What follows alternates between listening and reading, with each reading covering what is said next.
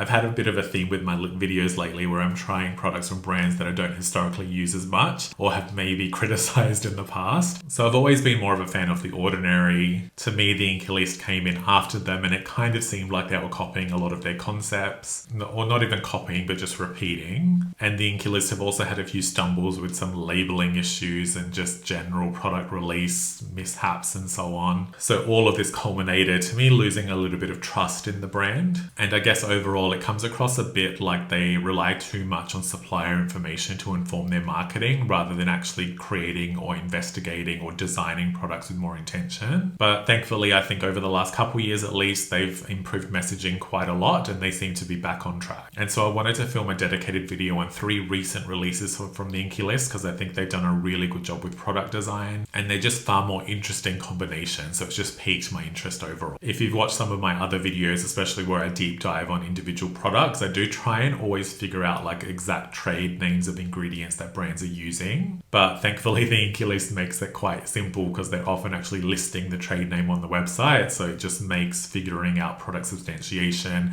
like their required ingredient concentration, much easier. So yeah, there's just a lot less guesswork involved. I'll start off with a new hydrating cream to milk cleanser, which is actually probably one of my favorite cleanser releases of the year so far across all brands. One of the main product claims is that this cleanser is demonstrated to remove makeup and SPF with no irritation. I don't wear makeup except for some translucent powder, but it is able to remove my sunscreen with ease. And it is absolutely a super gentle cleansing experience. The Inkey List calls out a couple of key ingredients, including 5% rice milk and also hyaluronic acid. I'm pretty sure they're using a cationic form of hyaluronic acid, which is particularly relevant because this type of hyaluronic acid is known to be quite clingy to the skin and is resistant to rinsing. So it actually has like moisturizing, hydrating benefits even outside of the direct cleansing experience. But I would say the main feature of this cleanser that I enjoy is just the actual texture and the experience of using it. It's quite unique. It has like a very creamy feeling to start, but then when you actually apply it to the skin,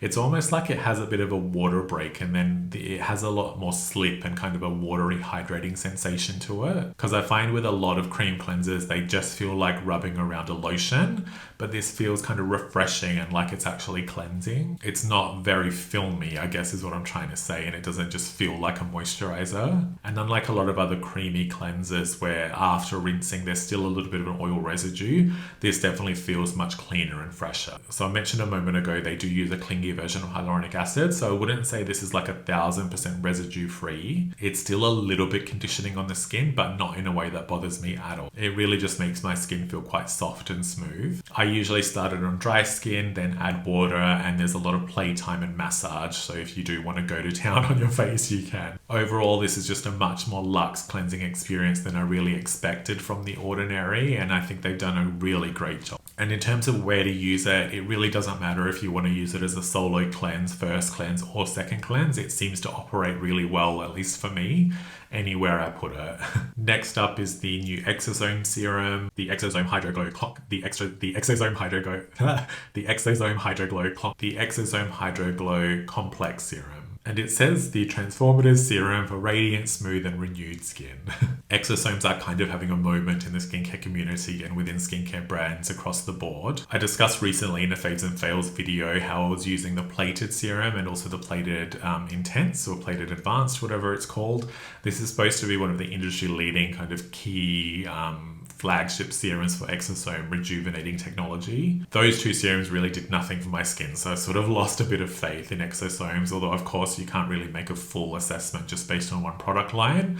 It's just that the more I hear about Exosomes from relevant experts, the more they sound a little bit useless, at least in their current state of availability. But what I do like about plant exosomes, and the Inkey List is not using human-derived, it is a plant version of an exosome, is that their potential is maybe more so around stabilizing or like enhancing the delivery of some of the bioactives in a plant extract.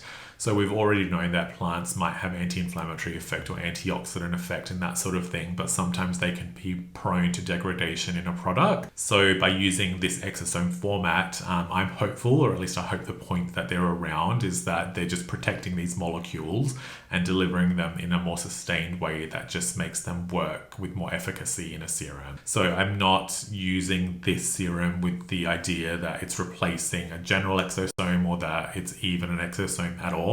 I'm just basically like an enhanced plant active. In fact, I don't even think plants themselves have exosomes that correlate to the same exosomes in like animal or human skin. So I'm pretty sure most suppliers tout these ingredients as being exosome-like rather than direct exosomes. Gosh, I've said exosome 100 times. It's turned into a drinking game. I'm so sorry.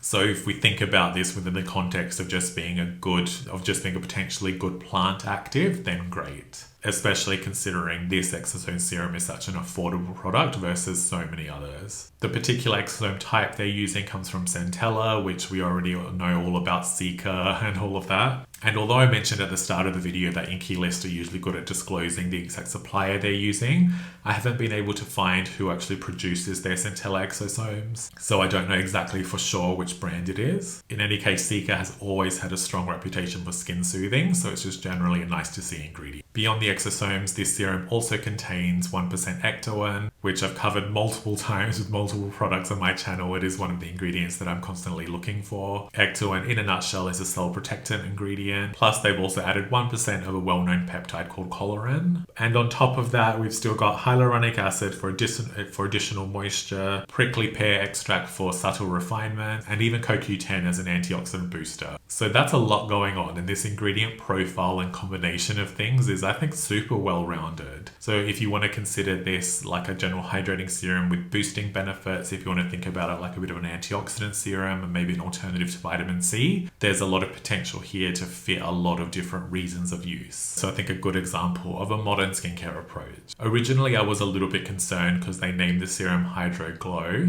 and often brands are putting in superficial brightness, so like mica and things like that appear quite often so that your skin looks a little bit shiny and healthier, but just very temporarily. The glow from this serum is definitely not like superficially shiny. It's a little bit emollient, and there's a level of humectant in here that probably gives the skin a little bit of like glossiness or sheen. It's like a subtle light reflection without being too overpowering or too superficial. It's really just like the Inkey List have stepped out of their general comfort zone where they have historically focused a lot on single ingredients. So this is just that little bit more elevated. The texture is silky smooth and super plush, so it's a really pleasant experience as well, and ultimately layers nicely too. And lastly is the new Hydro Surge Dewy Face Mist. Another example of a really well-rounded and well-designed product. It can be used as a refresher during the day or even as a toner straight after cleansing. The actual mister itself is quite nice. I do find that you have to like press it down the whole way to get the smooth mist out of it. If you do a half press, it can kind of like spit out a little bit, but that's just quite consistent with a lot of like misters out there. It lands on the skin quite softly, but there is a little bit of noticeable substance to it, so it's not like it evaporates into nothing. This uses 3% of a cucumber-based ingredient, and they specifically call this out as Hydrovitin Insta, if that's how you say it. And the nice thing about this ingredient is that they actually use misfit cucumbers that aren't fit for sale in supermarkets, so that's a nice little sustainability angle there. And I guess this ingredient offers this instant burst of hydration and some freshness. The mist does have a bit of a cucumber scent to it, which actually isn't my favorite thing, but it's consistent with, I guess, the whole hydrating vibe. They've also added 2% earth marine water. The supplier says that this ingredient starts off as seawater and then penetrates through the earth's crust. It comes back up to land, picking up both marine and terrestrial minerals. I'm pretty sure that 50% of this ingredient in itself is glycerin. So it's possible that some of the glow or like dewiness from this serum is just coming from the humectant activity, or it could even be the remineralizing effect. I'm really not sure, but I'd probably place bets that it's more humectant related. In any case, this type of ingredient kind of has like the French pharmacy thermal water vibes. It's just that wherever you source thermal water or mineral water from, you know, the properties of that water will be different. So it's not like one non-thermal water or one marine earth water will act the same because they would all have specific mineral compositions that might have different skin benefit. Lastly, and probably my favorite ingredient to see within this, is 3% Aquoxyl. This is essentially a hydrating sugar complex. It's supposed to optimize water reserves in the skin and also boost the expression of aquaporins, which are like the water channels in your skin. It's also supposed to help stimulate barrier strengthening factors, so think things like ceramides and fatty acids, and overall helps to reinforce the outer layers of the skin, therefore helping to reduce transepidermal water loss. Like, I guess I think about it in many ways how it's marketed is kind of like a hydration management ingredient. So it's always nice to see alongside other hydrators. Now, I've talked up this serum quite a lot, more so from its potential, because I do think the ingredients sound really nice. Practically though, in terms of an actual review of use, I haven't 100% had the best experience with it. So although I think the product design is really good, the way that it lands on my skin is it actually sometimes makes my face feel a little bit prickly. So I'm not sure if I just have a personal issue with one of the ingredients in here where I'm sensitive to it, and I just find that some days my skin is fine and I can spray it with no issue, and then other days, especially after tretinoin and stuff, it actually feels like legitimate pricks. So honestly, I'm still in the process of getting to know the mist and how it will work in my routine, whether or not I'll even keep using it long term, because I do like the sound of it. I just don't know if it likes me, that's all. Of the three products, I have spoken about them in order in terms of how much I enjoy them. So I think the cream cleanser is the best release. The Exosome serum is a super solid option, and the mist I'm sort of on the fence about, but I think it's probably worth trying if you need a general mist, because the ingredient profile is quite solid. So that's the end of this talk through an introduction to some of the new Inkey List releases. I mainly just wanted to film this to kind of give them a shout out for heading in the right direction, and I hope to see more of this from them in the future. Let me know if you have any questions in the comments, and I always love to hear from you if you've used any of these products to see if you've had a different experience with them, especially on the mist. I'm curious if other people have experienced this prickly skin sensation. Please don't forget to like and subscribe, and I'll see you in the next video.